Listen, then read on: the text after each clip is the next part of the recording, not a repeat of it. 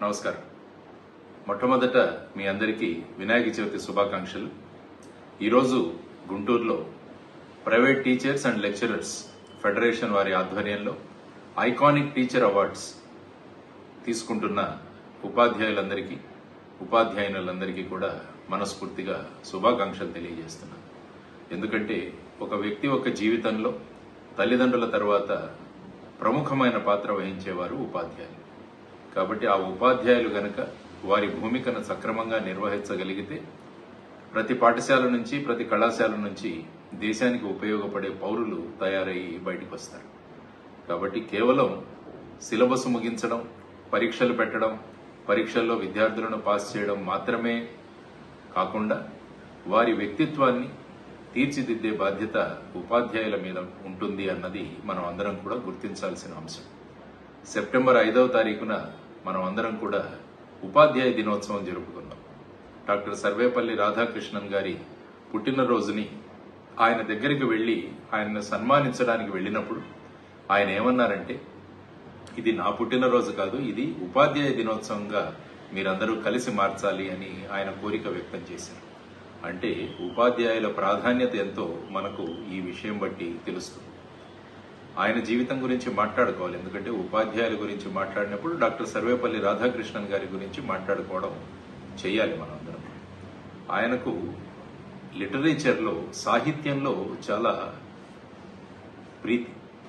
ఆయన MA literature చేసి ఆ తరువాత ఆయన డాక్టరేట్ చేద్దామని అనుకున్నారు. కానీ అప్పటికున్న ఆయన ఆర్థిక పరిస్థితులను బట్టి ఆ పుస్తకాలకు తగిన ఖర్చు కూడా చేయలేకపోయారు.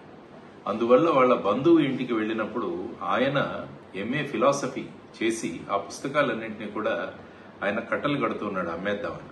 అప్పుడు రాధాకృష్ణన్ ఏమంటారంటే, ఈ పుస్తకాలు నాకు ఇస్తే నేను చదువుకుంటాను కదా అంటే, అప్పుడు వాళ్ళ బంధువు అంటాడు, నీకు సాహిత్యం మీద అంటే లిటరేచర్ మీద ఇంట్రెస్ట్ ఉంది, కానీ ఇప్పుడు నువ్వు పరిస్థితులను బట్టి ఫిలాసఫీకి మారతానంటున్నావంటే ఆయన ఏమంటాడంటే, ప్రస్తుత పరిస్థితులను బట్టి నేను ముందుకు చదవాలి అన్న ఉద్దేశంతో ఆయన సాహిత్యం మీద ఉన్న మక్కువను కొద్ది రోజులు పక్కన పెట్టి ఆయన ఫిలాసఫీని తీసుకుంటారు. ఆ తర్వాత అందులో పోస్ట్ గ్రాడ్యుయేషన్ చేసి ఆ తర్వాత పిహెచ్డి చేసి ఆయన ఏ కళాశాలలో అయితే చదువుకున్నారో ఆ యూనివర్సిటీకి ఆయన వైస్ ఛాన్సలర్గా వెళ్ళగలిగారు. అంటే ఏ విషయాన్నైనా ఇష్టపడి విధంగా మనం గనక చదవగలిగితే దానిలో ఏ విధమైన ఫలితాలు చూపిస్తాము అన్నది డాక్టర్ సర్వేపల్లి రాధాకృష్ణన్ గారి జీవిత చరిత్ర నుంచి మనం నేర్చుకోవచ్చు. ఆ తర్వాత కబీర్ దాస్ గారు కూడా అంటారు, కబీర్ దాస్ అన్న, గురువుని గోవిందుడిని పెట్టి నువ్వు ఎవరికి మొదట కాళ్ళు మొక్కుతావు అంటే ఆయన గురువుకే కాళ్ళు మొక్కుతానన్నాడు. ఎందుకంటే ఈ గోవిందుడికి పరిచయం చేసిన వారు గురువు. కాబట్టి అటువంటి గురువు గొప్పవారు అని వారు చెప్పడం జరిగింది. ఆ తర్వాత మనం అందరం కూడా వినాయక చవితి జరుపుకుంటాం. వినాయక చవితి జరుపుకుంటున్న ఈ సందర్భంలో మనము బాలగంగాధర తిలక్ గారి గురించి కూడా మాట్లాడుకోవాలి. ఎందుకంటే వారు కూడా ఒక లెక్చరర్గా పనిచేశారు. ఆయన పూణేలో సంస్కృతం ఆయన చెప్పేవారు. ఆయన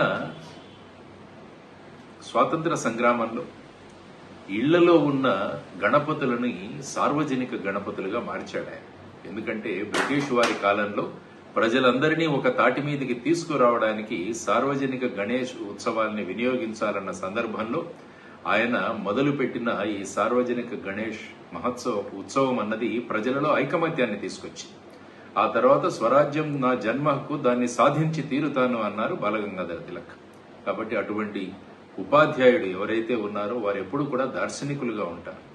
ఉపాధ్యాయులు దార్శనికులుగా ఉంటారు, భావి తరాల గురించి ఆలోచించే వాళ్ళు ఉంటారు. కాబట్టి వీరందరినీ మనం స్మరించుకుంటూ ఈరోజు మీరందరూ కూడా ఈ ఐకానిక్ అవార్డ్, టీచర్ అవార్డ్స్ తీసుకోవడం అన్నది చాలా ముఖ్యమైన విషయం. దీని వెనకాల శ్రీ అనిల్ గారు, తర్వాత శ్రీ మల్లికార్జునరావు గారు, ఇంకా ఎంతో మంది విశేషమైన కృషి చేశారు. వారికి సపోర్టుగా కూడా చాలా మంది నిలిచారు. వారందరికీ కూడా నేను అభినందనలు తెలియజేస్తున్నాను. ఎందుకంటే మీరు ఇప్పుడు ఐకానిక్ టీచర్స్ గా గుర్తించబడబోతున్నారు. ఇప్పటి వరకు మీరు ఒక టీచర్, ఈ అవార్డు గెలుచుకున్న తర్వాత మీరు ఐకానిక్ టీచర్స్ గా మారబోతున్నారు. అందువల్ల మీరు ఒక ఇన్స్పిరేషన్ కావాలి, మీ విద్యార్థులకు మీరు ఒక ఇన్స్పిరేషన్ కావాలి. ఆ తర్వాత విద్యార్థులలో ఉన్న చైతన్యాన్ని బయటికి తీసుకురావాలి, ఇన్నోవేషన్ ని మీరు తీసుకురావాలి. ఆ విధంగా చేయాలి.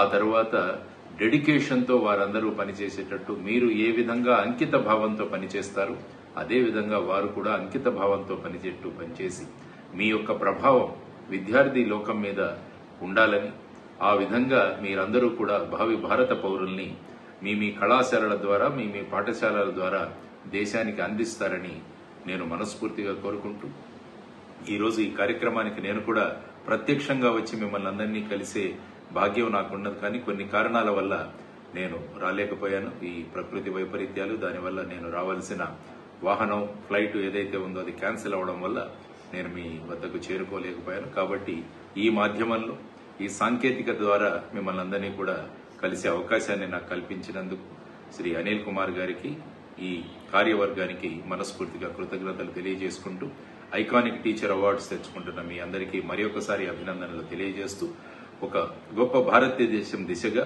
విద్యార్థులను మలుద్దాము, విద్యార్థులను ఆ విధంగా తీర్చిదిద్దుతామన్న సంకల్పాన్ని ఈ రోజు మనం అందరం కలిసి చేసుకుందామని ప్రతిపాదిస్తూ సెలవు తీసుకుంటాను.